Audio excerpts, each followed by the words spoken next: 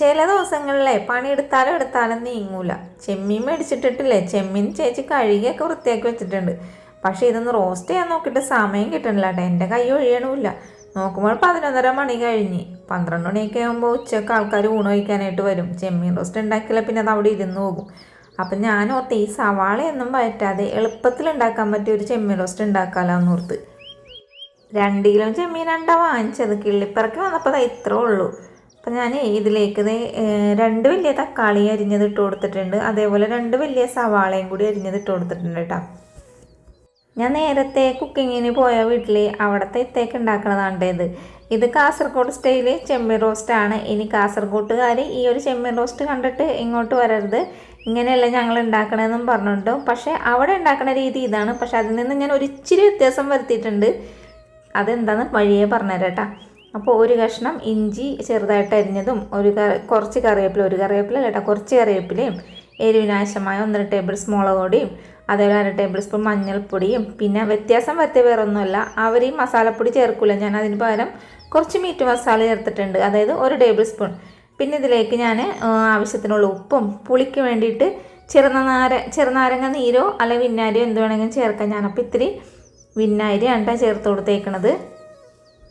ഞാനവിടെ ഉണ്ടാക്കിയ ഓർമ്മയിൽ അവർ വിനാഗിരിയോ ചെറുനാരങ്ങ നീരോ ചേർക്കാറില്ല. തക്കാളിയുടെ പുളിരസത്തിലാണ് അവിടെ ഒരു ചെമ്മീൻ റോസ്റ്റ് ഉണ്ടാക്കണം. പക്ഷേ എങ്കിൽ നമുക്കെന്ന് വെച്ചാൽ നേരിയൊരു പുളി വേണം, അല്ലാതെ ഈ നമ്മുടെ തക്കാളിയുടെ പുളിരസത്തിൽ ഉണ്ടാക്കിയ ഒരു ടേസ്റ്റ് ഉണ്ടാവില്ലെന്ന് എൻ്റെ വിശ്വാസം. അതുകൊണ്ട് ആണ് 1 ടേബിൾ സ്പൂണ് വിനാഗിരി ഞാൻ ചേർത്ത് കൊടുത്തേക്കുന്നത്. ഒരു 15 മിനിറ്റ് ഞാൻ റെസ്റ്റ് ചെയ്യാൻ വെച്ചിട്ടുണ്ട്. അതിന് ശേഷമാണ് നമ്മൾ പാനിലേക്ക് കുറച്ച് വെളിച്ചെണ്ണ ഒഴിച്ച് കൊടുത്തതിന് ശേഷം ഈ ഒരു ചെമ്മീൻ മസാല പൊതിഞ്ഞതില്ലേ അതും കൂടി ഇതിലേക്ക് ഇട്ട് കൊടുത്തിട്ടുണ്ട്. എനിക്കിഷ്ടപ്പെട്ട മേഖല കുക്കിങ്ങാണ്. അതുകൊണ്ട് തന്നെ മിക്ക സ്ഥലങ്ങളിലും ഞാൻ കുക്കിംഗ് ജോലിക്ക് പോയിട്ടുണ്ട് കേട്ടോ. കാസർഗോഡുകാരുടെ വീട്ടിൽ പോയാൽ അവർ ആദ്യമൊക്കെ നമ്മളെ കാണിച്ചു തരും കാസർഗോഡ് സ്റ്റൈലിൽ ഉണ്ടാക്കുന്നത്. പിന്നെ അത് പഠിച്ചെടുത്ത് പിന്നെ വേറെ എവിടെയെങ്കിലും പോകണേ, അതായത് തലശ്ശേരിക്കാർ അങ്ങനെ ഓരോരുത്തരുടെ നാട്ടുകാരുടെ ഭക്ഷണം അവർ കഴിക്കുകയുള്ളൂ, അല്ലാണ്ട് നമ്മുടെ നാട്ടിലെ ഭക്ഷണമൊന്നും അവർ കഴിക്കില്ല. അങ്ങനെ എല്ലാ സ്ഥലത്തെ ഭക്ഷണം ഉണ്ടാക്കലും നമ്മൾ പഠിച്ചെടുത്തിട്ടാണ്. അതിൽ നിന്നൊക്കെ നല്ല ടേസ്റ്റുള്ള ഭക്ഷണമാണ് ഏതെങ്കിലും ആണെന്ന് നോക്കിയിട്ട് ഞാനിപ്പോൾ കട തുടങ്ങിയപ്പോൾ അങ്ങനെയൊക്കെ സെലക്ട് ചെയ്തിട്ടും ഞാൻ കടയിൽ ഉണ്ടാക്കിയിട്ടുണ്ട്.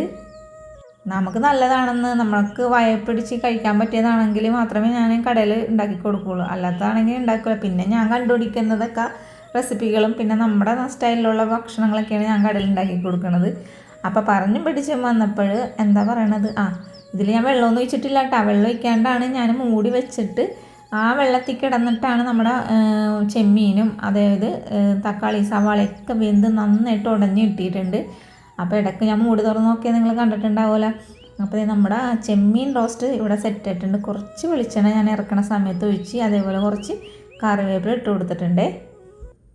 അപ്പോൾ നമ്മുടെ ചെമ്മീൻ റോസ്റ്റ് ഇവിടെ റെഡി ആയിട്ടുണ്ട് കേട്ടോ. അപ്പം നല്ല ടേസ്റ്റാണ് ഈ ഒരു ചെമ്മീൻ റോസ്റ്റ്.